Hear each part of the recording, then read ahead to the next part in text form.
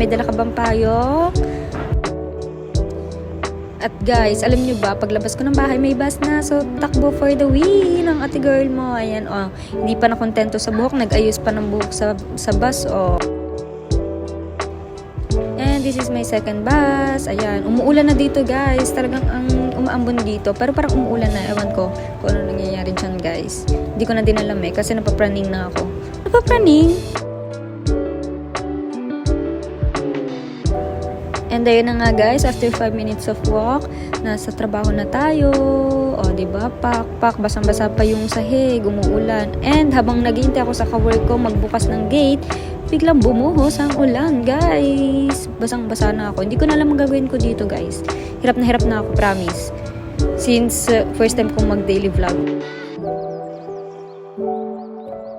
And ayun na nga, guys. Sobrang basa si ate girl mo.